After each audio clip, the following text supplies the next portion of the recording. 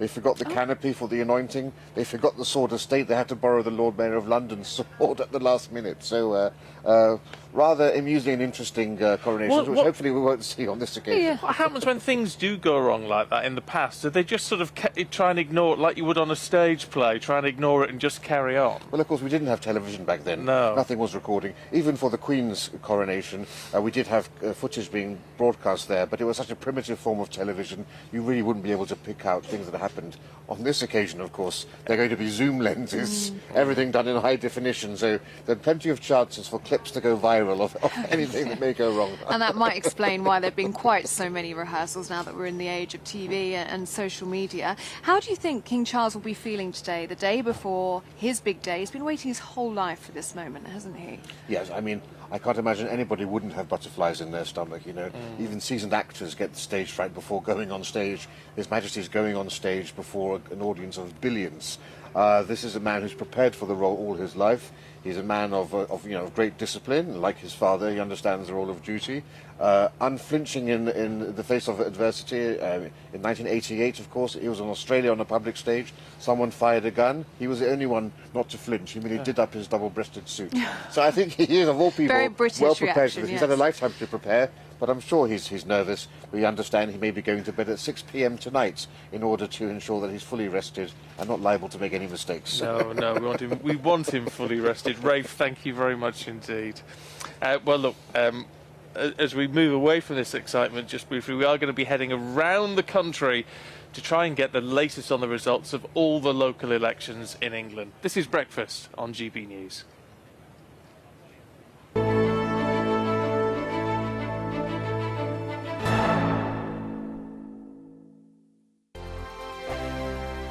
Monday to Thursday nights on GB News. At 6, it's Dubes & Co. 7 o'clock, Farage. At 8, join Jacob Rees-Mogg. And at 9, Dan Wootton Tonight, followed by Headliners. On TV, radio and online. This is GB News. It's all about family, being in people's living rooms, all the interaction and getting to know who our viewers and listeners are. When I was young, my dad used to say, no, stop arguing. I wanted an outlet that would enable me to give my opinion. People are going through a really hard time right now, and I know that you don't feel like you're being listened to by the establishment. I came to GB News because it's the People's Channel, and I want the audience to have their say on the events of the day. We're dynamic. We do something different. Democracy shows that the wisdom of the nation is in its people. I get to travel to find out what the story is from a personal perspective. The British people aren't fools. We know when we're not being told the full story. We've got to work out how Britain moves forward from this. It's the best country in the world. The establishment had their chance. Now we're here to represent your views. Britain's watching. Britain's watching. Britain's watching. We're proud to be GB News. The People's Channel. Britain's news channel. Westminster is going around in ever-decreasing circles, followed by the media. Britain is broken. How on earth did we get into this mess? But more importantly, how do we get out of it? Join me at 7 p.m, Mondays to Thursdays on Farage. Here on GB News, we will have open, rational debate. We've got to work out how Britain moves forward from this. Join us here on GB News, the People's Channel. Britain is watching. I'm Jacob Rees-Mogg, the Member of Parliament for North East Somerset and a former government minister. For years, I've walked the corridors of power in both Westminster and the City of London. We need to have the arguments, the discussions on how we make it better. Crop failures, famine, war, suffering on a scale completely unimaginable. We are putting the cart before the horse. As Charles I said at the scaffold, he was the true defender of liberty. Yeah, I've completely derailed the conversation. Join me Monday to Thursday at 8 p.m. on GB News, Britain's news channel. GB News has its own late-night paper preview show, Headliners, where comedians take you through the next day's top news stories. You don't have to bother reading the newspaper, we've got it covered for you. Headliners, every night at 11 p.m. and repeated every morning at 5 a.m. We won't send you to sleep like some of the other paper review shows out there. GB News, the People's Channel, Britain's news channel. Join me, Camilla Tominey, on Sunday mornings from 9:30, taking the politicians to task and breaking out of SW1 to see how their decisions are affecting you across the UK. Bursting the Westminster bubble every Sunday morning, only on GB News, the People's Channel. Britain's watching.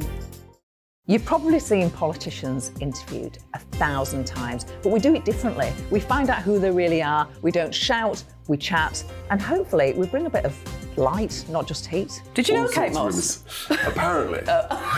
Do you have a pair of jeans or a pair of jeans? No, of course I don't. What would I do with them? My friends are like, oh my God, what's she doing now? Join me every Sunday at 6 for Gloria Meets, only on GB News, the People's Channel, Britain's news channel.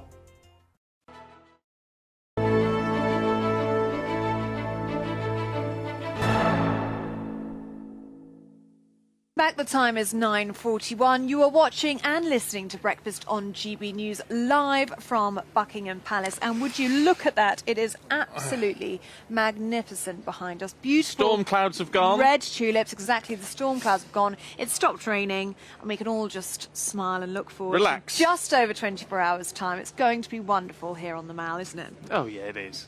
It's going to be fabulous. It's going to be a little day of history, and that's something to be proud of, something nice to take part in, whether you're down here, whether you're heading to London, or whether you're just watching it on your TV or listening to it on the radio.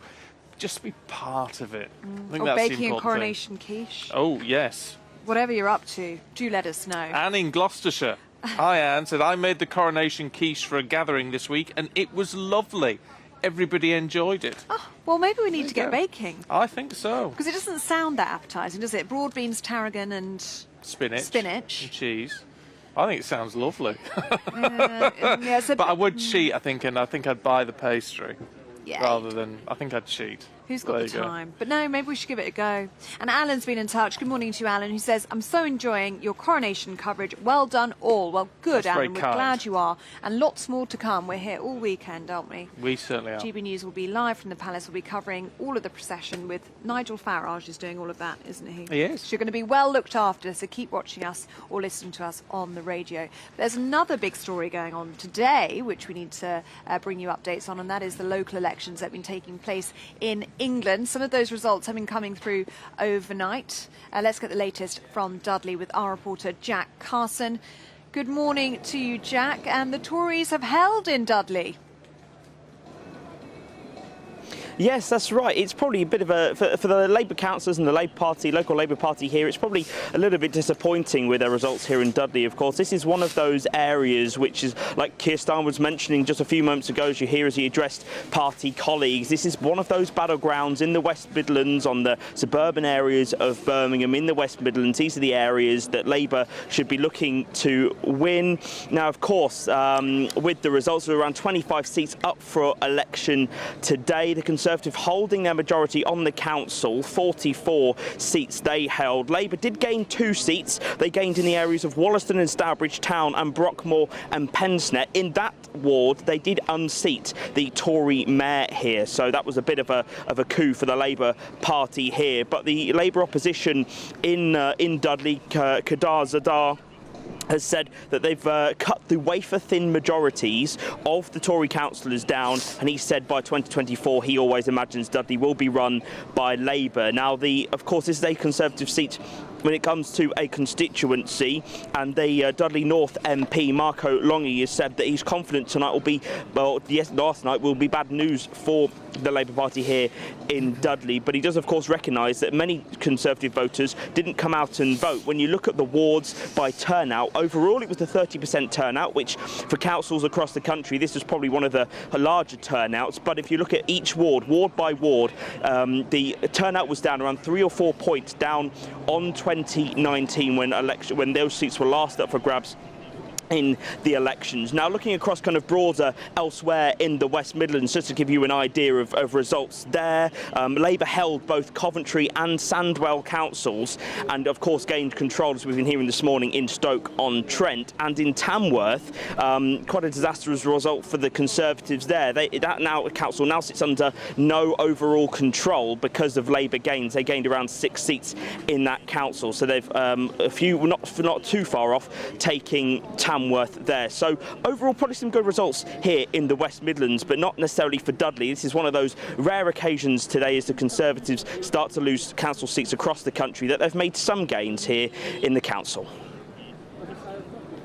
OK, Jack, thank you. Well, let's talk to Head of Social and Political Research at Opinium, Adam Drummond, who joins us now. Adam, morning to you. What do you make of all of this from the picture we know so far? So the key words there were so far, because as your colleague was just mentioning, most of the results aren't in yet. We don't have the national level figures, and we also crucially don't have the national projected share of the vote, or the national equivalent vote, which is basically when some statisticians far more clever than I do figure out basically what the result would be if every part of the country was voting, because obviously some parts that weren't voting yesterday included London and obviously anywhere outside of England. So that's the main figure that I was going to be looking at to see whether or not voting intent opinion polls are correct, and whether or not Labour really are sort of 15 plus points ahead in national voting share. In terms of actual individual councils, the main picture seems to basically be any people voting for whichever non-Conservative candidate they have available to them. So Labour's done well in places like Plymouth, and as your colleague was mentioning, Tamworth there as well.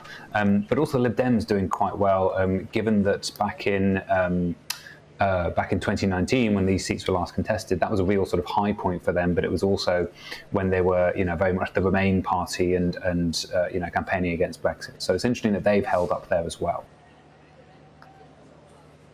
Really interesting looking at turnout. I mean, at local elections, it is generally around 40%, isn't it? It looks like it could be lower this time around, more like in the 30s.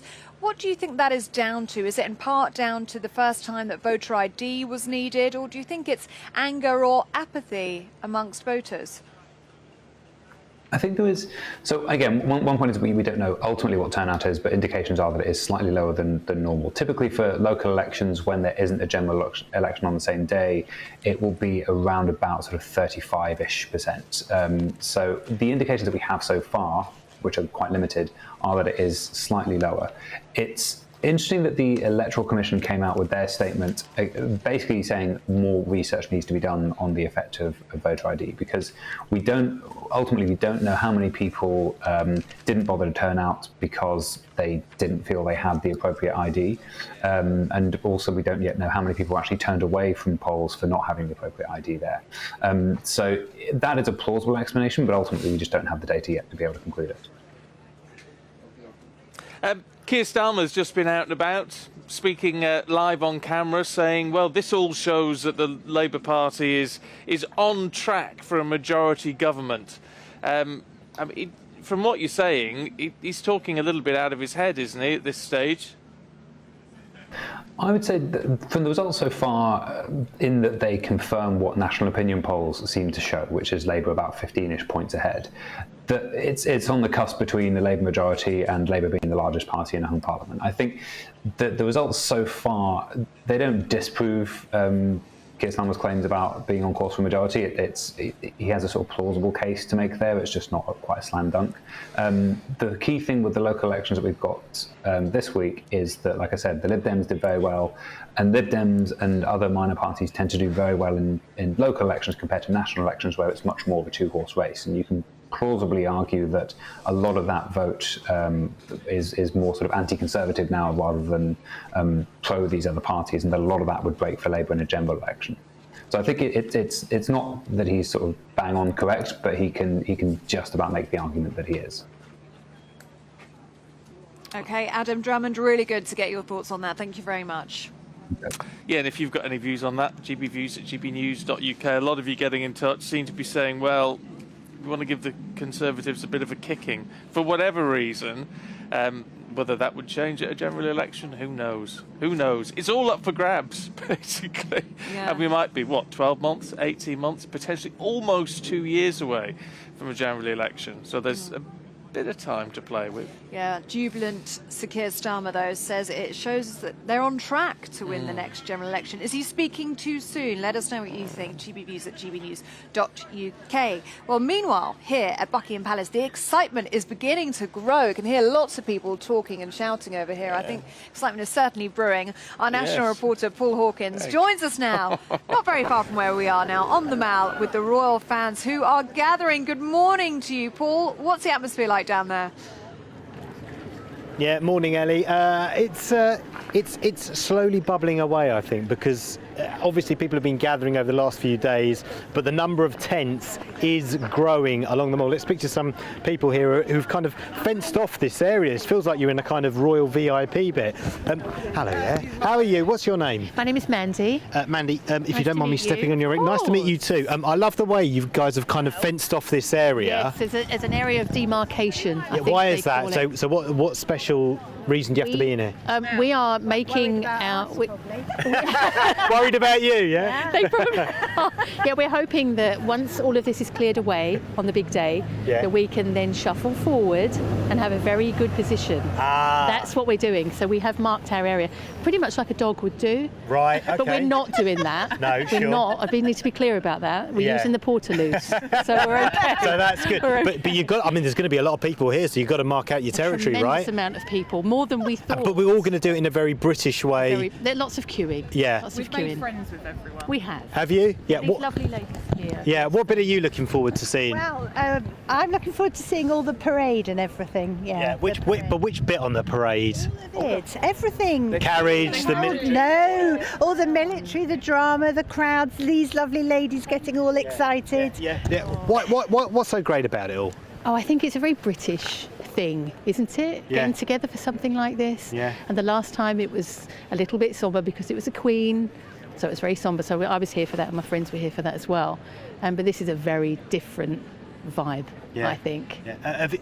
Have you guys been camping out overnight? No, we arrived this morning. Yeah. Right. Okay. So you'll be here tonight. Yeah. Stay camping out overnight. This is where we're staying. You're going to sleep in the chairs. This sleeping in chairs thing, I don't understand it. We've got chairs, we've got umbrellas, we've got foil blankets. The idea was to pack in as much food and drink as possible and as least actual things that we needed. We needed to carry everything on trains, so food and drink was priority. Otherwise, we'll just see the night through. We're all together, we've made friends, so it'll be fun. Yeah. We're just getting on with it. It's very British. Well, I can see you've put a lot of thought into this. Enjoy the day, yeah. Huge amount of thought. And thank you for speaking to us. Really appreciate it. Thank you very much. Thank you. There you go. So that gives you a little insight. You've got to think about these things tactically and strategically when it comes to marking your territory and then holding on to that territory if you want to get a good view on the big day, because it's going to be 6, 7, 8 deep here. Absolutely, Paul. And it looks like those ladies have got that down to a fine art. I love that. Food and drink is the priority. Good message. Thank you very much. OK, let's get the lowdown from Katie Nicholl, Vanity Fair's royal editor, who's here. Good to see you this morning. Good to see you. All right, what are we thinking about the last 24 hours? Oh, well, I mean, it's actually the last few days have been wonderful, seeing those overnight rehearsals. I think this evening is when it's all going to really heat up, because you're going to see some very important people going through the doors of Buckingham Palace for a reception which is, I think, really an opportunity for the great and the good to come together, raise a toast before what is going to be an epic day tomorrow, and a chance actually for the King to invite some of the people that couldn't make it to the coronation because of those restricted numbers at the Abbey. So I think you'll see some interesting faces here this evening. Yes, we're going to see that soft power, aren't we, that we Absolutely. started to see with King Charles and Queen Camilla. They'll be on their charm offensive tonight, won't The soft power, I think, that the late Queen was absolutely the master of. She did it in a way that was just so subtle. And when you think about the people who will be convened here, the heads of state, the crowned heads, the presidents past and not presidents, because the presidents will go here, the prime ministers past and present, the sort of group that only the greatest politician could aspire to convene. And here is the King and Queen doing it very effortlessly. And I think it puts Britain on the world stage. It is a room, a palace of power this evening. And I think that's something the royal family can do that, frankly, no one else can deliver. Interesting, though, isn't it? A palace of power tonight, whereas the Prince and Princess of Wales were down the pub yesterday. Down the pub. With us ordinary folk. Well, but it's a nice mix, isn't it? It's a very nice mix. It's a very... And I think that's the whole point. What we're seeing in this coronation at the heart is diversity and inclusivity. And you are seeing that represented in every element, whether it's going and pulling a pint, as the Prince of Wales so ably did yesterday, or hosting the great and good here. It's bringing everyone together, and that seems to be the message. Yeah. It's just a final thought. In terms of people thinking, we're not as bothered about it as we would have been. Oh, you will be. It's changed, hasn't it? Yes, I mean, I've spoken to a lot of people who was like, we're not going to tune in, and I think this is going to be the most remarkable spectacle. This is the first sort of real coronation for television. It's going to be streamed everywhere, and I think even if you're not a monarchist, out of curiosity, if nothing else, you will tune in. Absolutely. And even if you're not Katie, a monarchist, thank you. it's history, isn't it? Thank you, Katie. OK, that's it from us this morning. We're back at 6 o'clock right here tomorrow morning as we take in all the coronation atmosphere live from Buckingham Palace.